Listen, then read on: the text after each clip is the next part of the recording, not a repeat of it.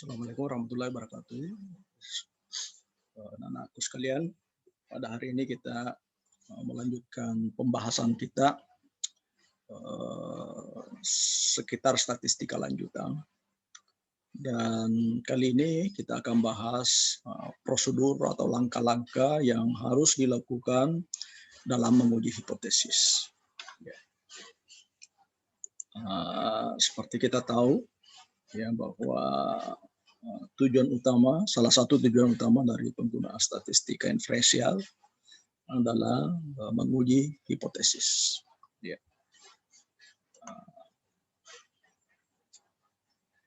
Apa itu hipotesis? Saya kira itu sudah dipahami semua ya. Di metode penelitian dugaan sementara.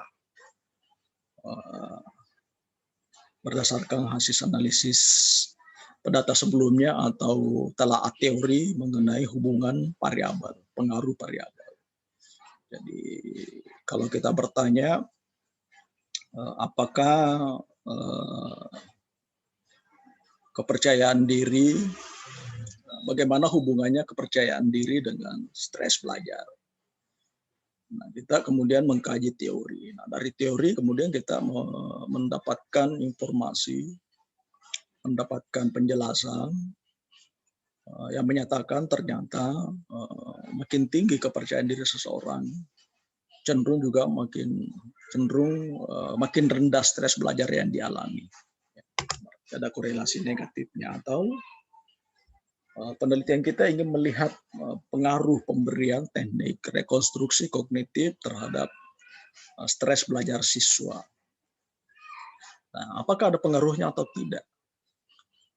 Kita mau teliti, mungkin secara teori. Nah, secara teori kita lihat dulu apa penjelasan teori mengenai stres belajar, dan apa penjelasan teori mengenai teknik-teknik ini. Ya, jadi stres belajar itu terjadi karena apa? Lalu berdasarkan ini kita menemukan teknik ini. Ya, ternyata orang stres belajar itu misalnya karena dipengaruhi oleh penilaian, ya, penilaian individu, penilaian dirinya terhadap stresor dan terhadap kemampuannya menghadapi stresor. Nah, itu misalnya penjelasan teori. Nah, berdasarkan penjelasan teori, lalu peneliti melihat, oh ya kalau begitu saya ingin menggunakan teknik rekonstruksi kognitif. Ya, karena secara teoritik kita menduga bahwa anak-anak yang diberikan layanan rekonstruksi kognitif itu dapat dibantu mengatasi stres belajarnya. Nah, itulah disebut hipotesis. Ya. Hipotesis dugaan yang masih akan diuji. Ya. Diuji kebenarannya. Tapi ketika kita ingin menguji secara statistik, nah ini hipotesisnya beda lagi. Jadi ini harus kita pahami betul ya. Karena sebetulnya pengujian langkah-langkah dalam menganalisis data inferensial itu adalah menguji hipotesis. Ya.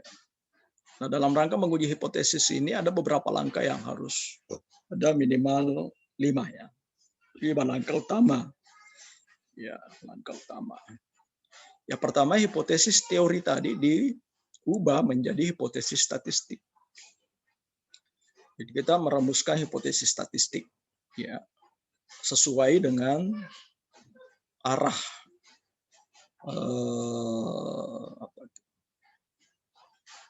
arah dari teknik ya. Jadi memang data nanti yang menentukan, lalu teknik desain penelitian kita itulah nanti akan menentukan kita merumuskan bagaimana. Karena kalau misalnya hipotesisnya bahwa pemberian teknik rekonstruksi kognitif efektif dalam menurunkan stres belajar siswa. Nah, tidak ada statistik itu yang mengukur langsung efektif. Gimana sih caranya mengukur efektif? Maka dia harus diubah ya, nanti kita bicara. Hipotesis statistik. Nah, lalu menentukan kriteria, lalu analisis data, ya, lalu menentukan status H0, ditolak atau diterima, lalu buat interpretasi. Ini nanti akan kita praktekkan setiap analisis data. Kita harus melibatkan 5 aspek ini. Memang analisis data kita hanya di sini. Ya. Statistikanya hanya di sini, tapi rangkaian pengujian hipotesis itu mulai dari sini sampai ke sini. Ya. hipotesis statistik, kriteria, analisis data, status Hanol, lalu kesimpulan. Kadang-kadang orang juga menggabung status Hanol dan kesimpulan, tapi saya cenderung untuk memisahkan karena ada bagian-bagian yang masih harus kita selesaikan setelah status Hanol itu. Mari kita lihat satu-satu ya. Nah, hipotesis statistik itu adalah pernyataan atau dugaan mengenai keadaan populasi yang sifatnya sementara. Jadi teori tadi kan ada pendugaan kita, lalu kemudian ketika kita masuk statistik maka yang kita duga itu adalah populasi. Jadi, secara teori mengatakan penggunaan teknik pemberian teknik rekonstruksi kognitif itu dapat menurunkan stres belajar siswa. Itu teori. Tapi ketika kita ingin meneliti, maka kita akan menetapkan populasinya di mana. Nah, di SMA 1 Pinrang misalnya ya, SMA 1 Pinrang. Nah, kita menduga bahwa siswa pemberian teknik rekonstruksi kognitif di SMA 1 Pinrang itu efektif ya dalam menurunkan stres belajar mereka. Nah, itu namanya dugaan terhadap apa yang terjadi di sana kalau saya lakukan. Itulah disebut hipotesis statistik. Nah, ini dari teori ke statistik ya.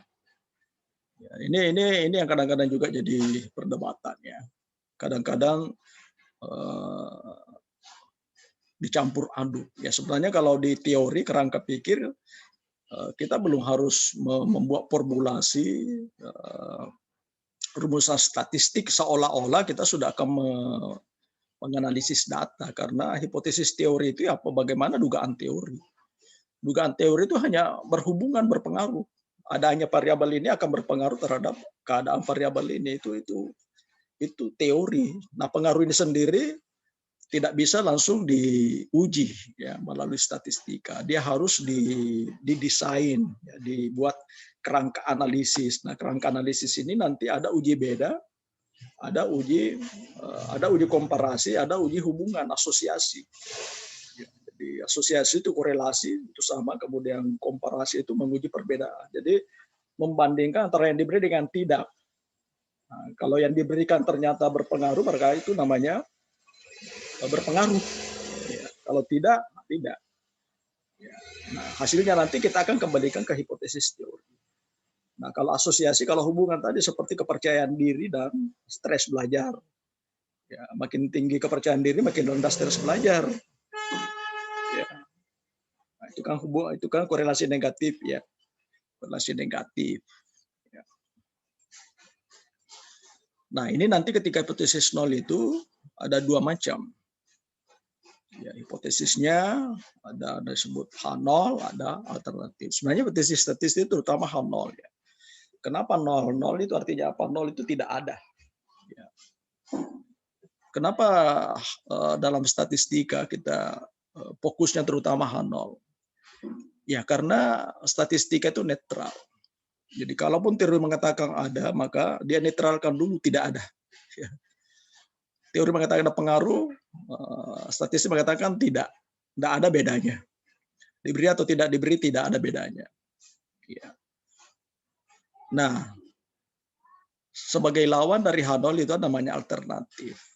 Ya, itu selalu bertolak belakang. Ya. Jadi kalau hipotesis 0 itu selalu mengatakan tidak ada perbedaan, tidak ada hubungan, tidak ada pengaruh ya, di antara dua variabel. Nah, konsekuensinya kalau ini ditolak maka H1 diterima. Ya.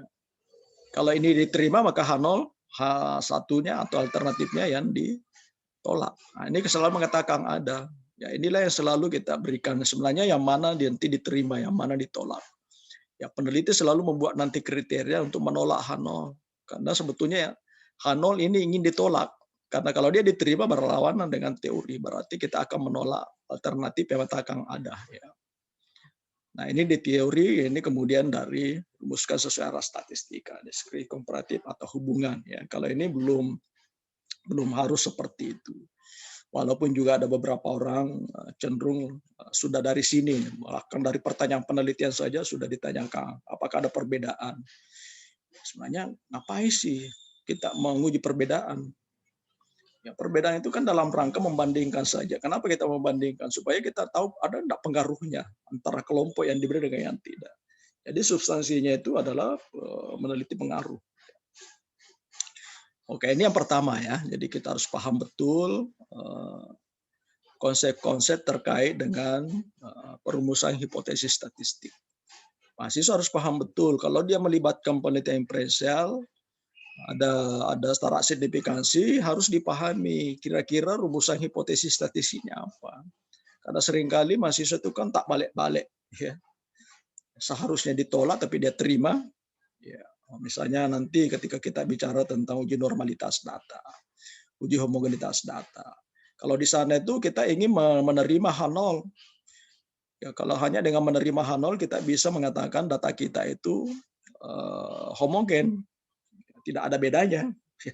Karena kalau ada bedanya, ya kalau kita tolak H0 berarti tidak ada bedanya, berarti tidak homogen. Misalnya contoh itu ya. Karena itu nanti harus dipahami betul. Nah, setelah ini baru kita menentukan kriteria pengujian. Ya, yang kedua ini, ya, jadi kriteria itu batas toleransi yang dapat diterima oleh peneliti tentang kemungkinan hasil penelitiannya itu terjadi secara kebetulan. Jadi hasil penelitian kan menolak atau menerima H0. Jangan-jangan salah ya. Jadi by chance itu kesempatan jika seandainya 100 kali kita melakukan penelitian dengan topik yang sama, dengan fokus yang sama, maka kemungkinan kesalahan berbeda hasilnya itu hanya berapa persen. Itu disebut kriteria pengujian. Ya, jadi dalam ilmu dalam pendekatan ilmiah ini menjadi sesuatu yang sangat penting. Karena kita memberi ruang, tidak pernah ada kemungkinan tidak boleh ada, ya memang ilmu itu begitu ya, tidak boleh ada memastikan bahwa pasti berpengaruh. Tidak ada peluang tidak seperti itu hasilnya di tempat kita. Ada peluang di mana hasil kita salah, ya, baik karena cara ngambil data ataupun salah pengukuran. Ya, itulah disebut. Nah, dalam kesalahan menolak itu disimbolkan dengan alfa. Ya, biasa disebut taraf kepercayaan. Ini alfa. Terjemahannya itu taraf kepercayaan atau taraf signifikansi. Maaf ya, taraf signifikansi. Kebalikannya itu taraf kepercayaan. Jadi kalau biasanya kan dipakai taraf signifikansi 0,05, berarti ditulis alfa 0,05. Ya, standar umum dalam ilmu sosial termasuk pendidikan itu 5%. Ya, artinya kalau sudah kita mematok paling 5% kita toleransi kesalahannya. Berarti kepercayaannya 95%. Ya. Jadi kita percaya hasil ini akan sama sebanyak 95%. Inilah batas ya. Jadi kriteria harus ditetapkan, tapi sebelumnya memang biasanya harus sudah ditetapkan. Jadi kalau secara runtut itu kita membuat sebelum menguji, kita sudah menetapkan memang kriteria pengujian adalah, ya nanti kita lihat contohnya ya. Misalnya begini, jika digunakan 5% maka kriteria pengujian itu tulis begini. Tolak H0 jika P itu probability. Probabilitas kesalahannya sama dengan atau kurang dari 5%. Nah, kadang-kadang ditulis itu P itu sama dengan sig, sama saja ya, karena P itu probability, kemudian taraf signifikansi yang dipakai. Ini istilah-istilah ini sama saja. Sig itu signifikan ya, signifikansi. Karena kebanyakan orang menggunakan simbol sig yang ketimbang probability. Nah, selanjutnya nilai ini dibandingkan dengan probabilitas yang dihasilkan oleh perhitungan data statistik. Jadi P ini penting karena ini adalah nilai yang dihasilkan dari dari analisis statistik. Beda masanya kalau kita menggunakan manual, kita tidak ada nilai probability-nya. Berarti kita harus bandingkan tabel. Kalau sekarang itu kita menggunakan SPSS, maka hasilnya itu sudah langsung kita, peluang kesalahannya berapa, probabilitas kesalahannya itu berapa persen. Kalau dia lebih besar dari 5%, berarti H0 diterima. Kalau dia sama atau lebih kecil dari 5% probability-nya, maka dia menolak H0. Pada output SPSS itu biasanya simbolnya SIG, makanya tadi saya sebutkan itu SIG ya, bukan P. Saya juga heran kenapa tapi itu dibaca signifikan pada. Jadi ya, kenapa disebut signifikan? Artinya dia cukup, probability itu cukup meyakinkan pada sekian persen. Itu ya. Jika nilai SIG-nya nanti itu lebih kecil dari 0,5, maka H0 ditolak. Nah, ini contoh ya.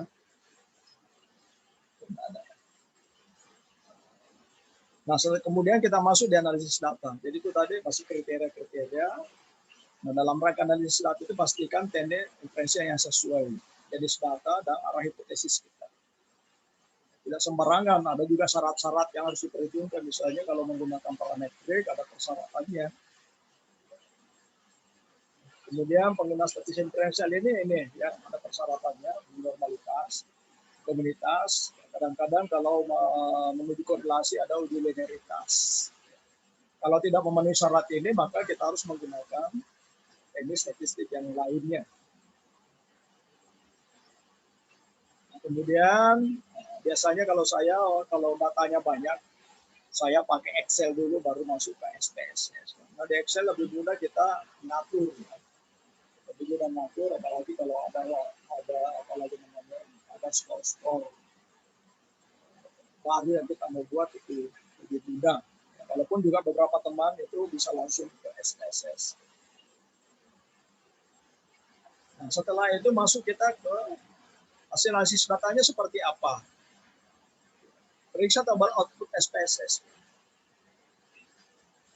Nanti kita akan berlatih dan analisis data ya, menggunakan SPSS. Juga berlatih membaca status amal. Ya. Itu ya. Jadi kita periksa berapa nilai P atau nilai SIG. Ya.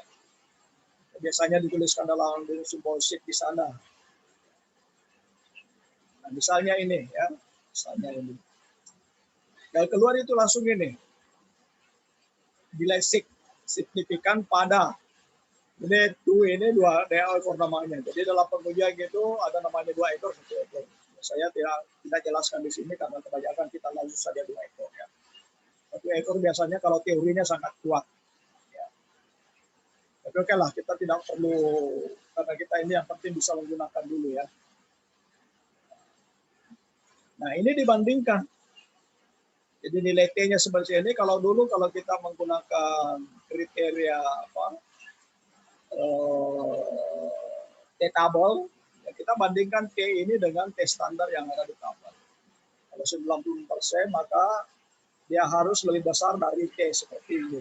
Kita mau di. Tapi sekarang itu tidak perlu lagi cari-cari T-tabel. Waktu saya menyusun skripsi itu masih pakai T-tabel ya, menyusun di tesis juga masih pakai tabel.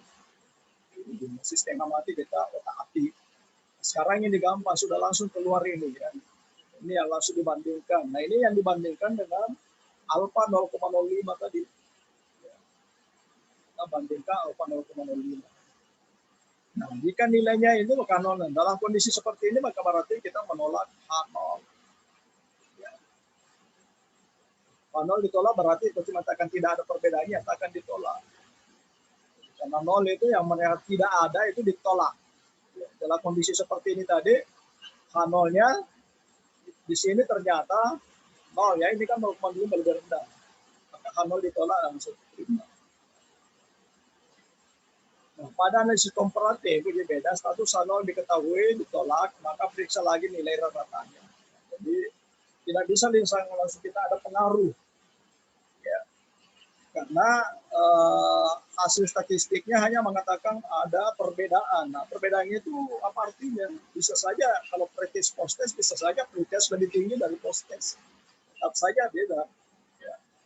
karena itu biasanya kita bandingkan lagi nilainya. Misalnya contoh dalam kasus ini ya, pretestnya 40,3, posttestnya 43. Ini artinya terjadi peningkatannya signifikan. Signifikan karena ini 0,0 ya. Baru kita bisa menyimpulkan kalau sudah kita bandingkan min-nya, baru kita simpulkan. Juga interpretasi apa jawaban terhadap pertanyaan penelitian kita. Ini rumusan masalah, biasanya di rumusan masalah ketiga kalau ada 3 ya. Lalu apa jawaban terhadap hipotesis teoritik kita. Nah, jawabannya tadi itu misalnya ada perbedaan. Kalau hipotesis kita mengatakan peningkatan, maka kita harus melihat dulu kalau peningkatan berarti posttestnya harus lebih tinggi. Ya. Kalau posttestnya lebih rendah berarti perlu penurunan, ya kan? Berarti menolak perlawanan dengan hipotesis yang kita ajukan secara teori. Nah, ini saya kira catatan untuk perkuliahan selanjutnya. Selanjutnya setelah ini ya, kita akan berlatih. Jadi setelah materi ini, jadi sudah ada beberapa materi yang terkait dengan konsep-konsep data statistika dan penggunaannya. Kita nanti akan fokus latihan analisis data dengan SPSS. Kita akan menggunakan t-test, ANALPA, t-test macam-macam. Kemudian ada beberapa teknik, apalagi non-parametrik, juga korelasi. Ya. Prinsipnya sama saja. Nah, karena itu berharap setiap mahasiswa itu sudah memiliki program SPSS ya, di install ke laptopnya masing-masing. Kenapa? Karena memang latihan analisis data itu keterampilan motorik ya, terutama motorik ya, karena itu berlatih khusus saja. Sebenarnya tidak intelektual itu tidak banyak karena kita sama saja kalau Anda menggunakan kalkulator ya, main tindis-tindis saja ya, tindis-tindis saja. Yang kognitifnya itu adalah tadi konsep-konsep di luar ya, di balik analisis data. Itu nanti yang akan kita apalagi namanya biasakan ya, kita itu setiap analisis data membiasakan diri mengurai hipotesisnya apa, kriterianya bagaimana, hasilnya bagaimana, kesimpulannya bagaimana. Jadi bukan hanya menganalisis lalu dapat misalnya sekian, probability sekian, tidak. Karena kalau kita ingin hasil analisis data itu kan untuk menjawab pertanyaan penelitian kita.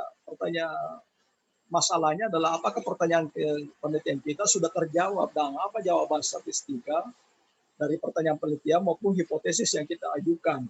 Ya, nah itulah yang perlu diinterpretasi.